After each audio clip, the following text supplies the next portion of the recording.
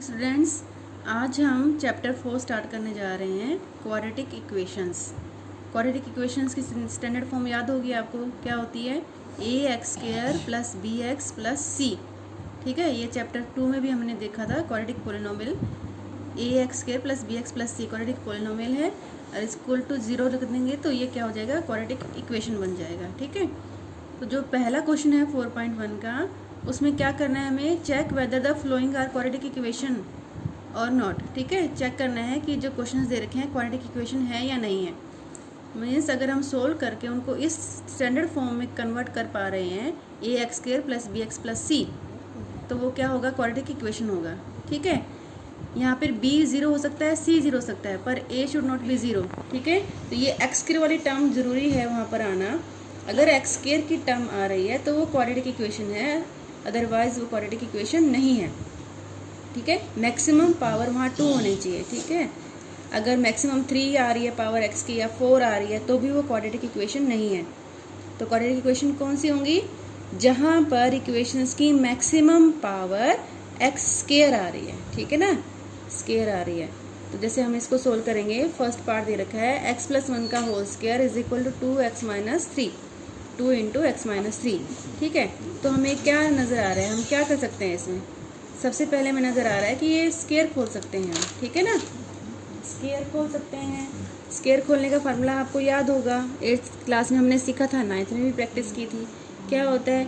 a + b का whole square is equal to a² plus 2ab plus b square, है ना? यही होता है ना। तो यहाँ पर क्या हो जाएगा? x का स्क्वायर x, 2ab क्या हो जाएगा? 2 × x × 1 2x, 1 का स्क्वायर हो जाएगा 1 इज इक्वल टू, अब ये ब्रैकेट खोल देंगे हम, 2 × x 2x, 2 × 3 ये 6 आएगा -6। ठीक है, तो ये क्या बन गया आपका? x² प्लस 2x प्लस 1 और इधर हो गया 2x - 6। अब ये जो है राइट साइड वाला हम सारा लेफ्ट में ले आएंगे। ठीक है, तो क्योंकि हमें स्टैंडर्ड फॉर्म में कन्वर्ट करना है तो सारा हमें मर्ज करना पड़ेगा। तो इधर आ जाएगा x² plus 2x plus 1 minus 2x, ये आ जाएगा -6 हो जाएगा। ठीक है, -6 इज इक्वल टू 0। अब ये क्या हो गया? -2x और प्लस 2x कैंसिल हो गए हमारे, क्या बचा? x² प्लस 1 प्लस 6, प्लस 1 और प्लस 6 क्या हो जाएगा? 7। ठीक है, तो हमारे पास इक्वेशन आ गई x² plus 7 is equal to 0। अब देखो इसमें जो मैक्सिमम पावर है x की क्या है? 2। ठीक है, ओके, तो ये क्या है? हमारी क्वाड्रेटिक इक्वेशन है। हमारी यही कंडीशन थी कि x की मैक्सिमम पावर 2 होनी चाहिए, तब हमारा वो क्वाड्रेटिक इक्वेशन होता है। हमारा इसमें जो बीच वाली टर्म है उसका कोफिशिएंट क्या है? 0। इसको हम कैसे लिख सकते हैं? x² plus 0x plus 7 is equal to 0।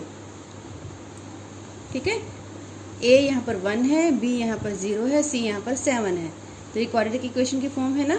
ठीक है, चाहे बेशक से ये टर्म ना लिखी हो, लेकिन ये हमारा क्या है? क्वाड्रेटिक इक्वेशन है। हमारी मैक्सिमम पावर x की 2 आनी चाहिए, तो ये हमारी इस क्वेश्चन में आ गई है, तो ये क्वाड्रेटिक इक्वेशन है। एक क्वेश्चन और चेक कर लेते हैं हम। 8th पार्ट है x³ - 4x² - x plus 1 is equal to x - 2 का होल क्यूब। तो हमें चेक करना है ये क्वाड्रेटिक इक्वेशन है या नहीं है। ठीक है, देखो लेफ्ट हैंड साइड तो हमारी पूरी क्लियर है, सब कुछ सोल्ड है, इसमें हम कुछ भी नहीं कर सकते हैं। ठीक है, सभी टर्म्स अलग अलग है, ना हम किसी को ऐड कर सकते हैं, ना कुछ हमारे पास मल्टीप्लाई करने के लिए, ना कोई हमारे पास फार्मूला है खोलने के लिए।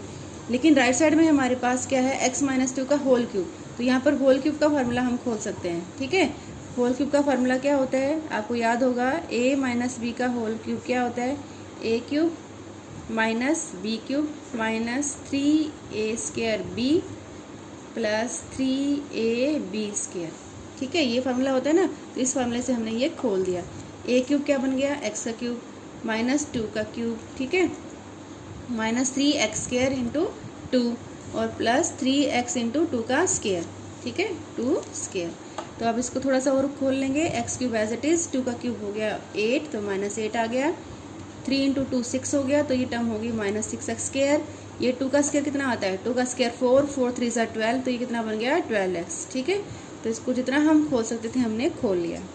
ठीक है, तो दोनों तरफ की टर्म्स हमारी मैक्सिमम खुल चुकी हैं, जितना हम उसको एक्सपेंड कर सकते थे। तो अब क्या करना है? इनको मर्ज करना है। तो जो राइट हैंड साइड में है सारा हम लेफ्ट हैंड साइड में ले आएंगे। पहले हमने left hand side as it is लिख ली, x cube minus 4x square minus x plus 1 लिख लिया ना, एज इट इज़ लिख लिया। अब हम राइट साइड को ले आएंगे, ये एक्स क्यूब है, ये माइनस एक्स क्यूब बन जाएगा, ये माइनस 8 है, ये प्लस 8 बन जाएगा, ये माइनस 6x स्क्वायर है, ये प्लस 6x स्क्वायर बन जाएगा, ये माइनस 12x है, ये प्लस 12x है, ये माइनस 12x बन जाएगा। ठीक है, अब हमारा क्या कैंसिल हो रहा है यहाँ पर, एक तो x cube minus x cube से कैंसिल हो रहा है। ठीक है, बाकी टर्म्स जो है लाइक टर्म्स हमें मर्ज करनी पड़ेंगी। देखो एक्स स्क्वायर की टर्म ये है माइनस 4x स्क्वायर, एक टर्म ये रही प्लस 6x स्क्वायर, तो हमने इनको मर्ज कर लिया। ठीक है, एक्स की टर्म और कहाँ है, एक तो ये रही हमारे पास। ठीक है, ये क्या है माइनस एक्स और ये क्या है माइनस 12x, ये दोनों टर्म्स एक्स की हैं तो इनको हमने मर्ज कर लिया। ठीक है, इकट्ठा। और कांस्टेंट क्या है 1 प्लस 8, इनको हमने मर्ज कर लिया। ठीक है, तो minus 4x square plus 6x square कितना आ जाएगा 2x स्क्वायर, 6 में से 4 गए 2। ठीक है, माइनस 1 यहाँ पर कोफिशिएंट क्या है माइनस 1x में माइनस 12x ऐड कर दिए तो माइनस 13x हो गया, माइनस 1x और माइनस 12x को ऐड करेंगे तो आ जाएगा माइनस 13x और 1 प्लस 8 9। ठीक है, तो हम देखेंगे ये भी हमारी क्वाड्रेटिक इक्वेशन आ गई है, क्योंकि हमारे पास मैक्सिमम पावर कितनी आ गई है 2।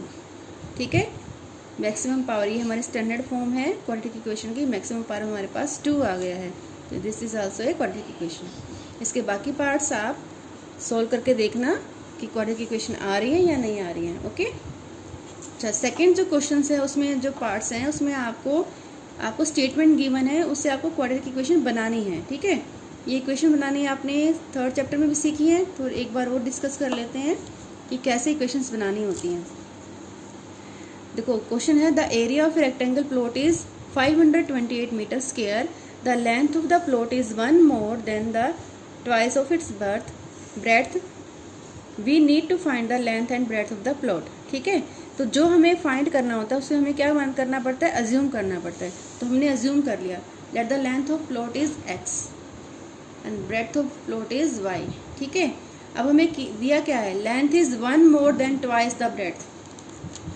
ठीक है, क्या दिया हमें, लेंथ कितनी है हमारी x 1 मोर मतलब प्लस 1 हो गई, देन का मतलब इज इक्वल टू, ट्वाइस मतलब 2 times of breadth means y। ठीक है, तो ये जो लाइन है आपको ध्यान से पढ़नी होती है ताकि आप उसको इक्वेशन में कन्वर्ट कर सको। दिया है length is 1 more then twice the breadth. ठीक है, लेंथ इज 1 मोर का मतलब क्या हो गया x प्लस 1 और ट्वाइस द ब्रेड्थ कितना हो गया 2y, तो ये इक्वेशन हमारी बन गई। ठीक है, उसके बाद हमें क्या दिया था, एरिया ऑफ रेक्टेंगल कितना है 528। ठीक है, दिया हुआ है हमें गिवन है कि area of rectangular plot 528 metre square है, और एरिया क्या होता है लेंथ इनटू ब्रेड्थ, लेंथ कितनी है x और ब्रेड्थ कितनी है y। ठीक है, तो एक्स वाई हमें 528 गिवन है। According to question we have given x into y is equal to 528, area of plot is equal to 528। अब यहाँ से हम x की वैल्यू निकाल लेंगे, यहाँ से हमारे पास x क्या आ जाएगा, x is equal to 2y minus 1 उधर चला जाएगा 2y माइनस 1, तो यहाँ रिप्लेस कर देंगे 2y minus 1, y is equal to 528, ये मल्टीप्लाई हो जाएगा y दोनों से, 2y से मल्टीप्लाई होगा तो 2y square minus y is equal to 528 को हम लेफ्ट साइड में ले आएंगे, तो ये हमारी स्टैंडर्ड क्वाड्रेटिक इक्वेशन बन गई है। ठीक है, 2y square minus y minus 528 is equal to 0। तो इसका एक सोल्यूशन तो आप 9th क्लास में भी सीख चुके हैं, स्प्लिटिंग द मिड टर्म, इस चैप्टर में भी डिस्कस करेंगे, लेकिन अभी फिलहाल हमें सिर्फ इक्वेशन बनानी थी। तो ये हमारी क्वाड्रेटिक इक्वेशन बन गई है 2y square minus y minus 528 is equal to 0। तो इसकी हेल्प से पहले ब्रेड्थ निकलेगी और ब्रेड्थ की हेल्प से फिर लेंथ निकलेगी। ठीक है, अभी हमें फिलहाल इतना ही करना है। तो एक क्वेश्चन और देख लेते हैं, the product of 2 consecutive positive integer is 306, find the integer.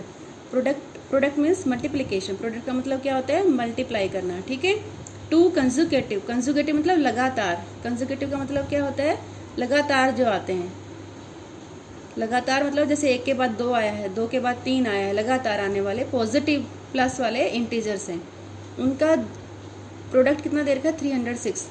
Find the integers, तो हमें कितने इंटीजर्स निकालने हैं, 2, तो हमें मानने पड़ेंगे। ठीक है, let the first integer is number is x, तो उसे अगला क्या हो जाएगा, x प्लस 1 हो जाएगा ना अगला नंबर। जैसे 2 के बाद 3 आता है तो 3 का मतलब हम लिख सकते हैं 2 प्लस 1। तो कंजुगेटिव जब भी होता है तो आपको क्या लेना है, x प्लस 1।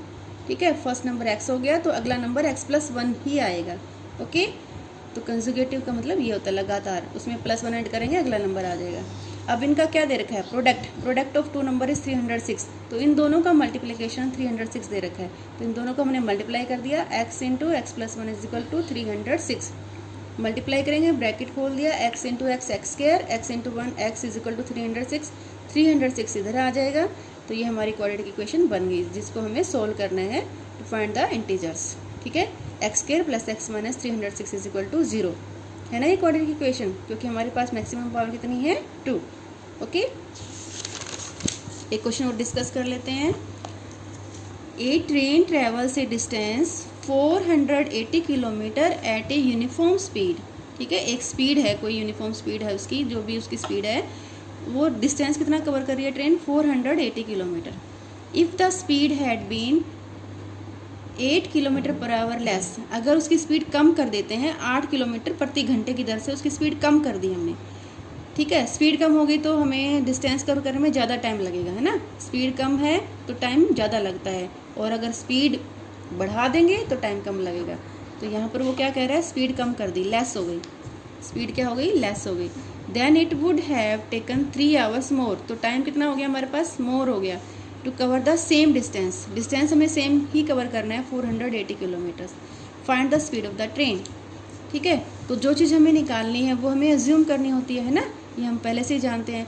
हमें क्या निकालनी है, स्पीड, तो हम क्या मान लेंगे, let the speed of the train is x kilometre per our, और डिस्टेंस कितना गिवन है हमें, 480 किलोमीटर। ठीक है, तो जब इस स्पीड से ट्रेन जा रही है, ये यूनिफॉर्म स्पीड हमने मानी है, तो टाइम कितना लेगा, टाइम होता है डिस्टेंस अपॉन स्पीड, है ना, फार्मूला आता है ना आपको, time is equal to distance upon speed होता है।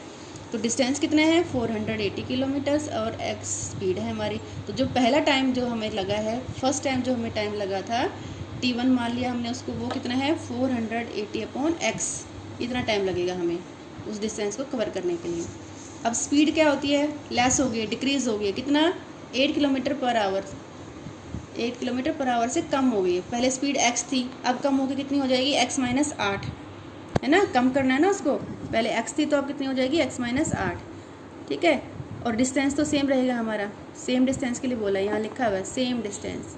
ठीक है, सेम डिस्टेंस लिखा हुआ है ना। तो अब आपका जो अगली बार जो टाइम लगेगा, सेकंड टाइम जो टाइम लगेगा वो क्या होगा, speed distance upon speed, distance same है, स्पीड कम हो गई है, x माइनस 8।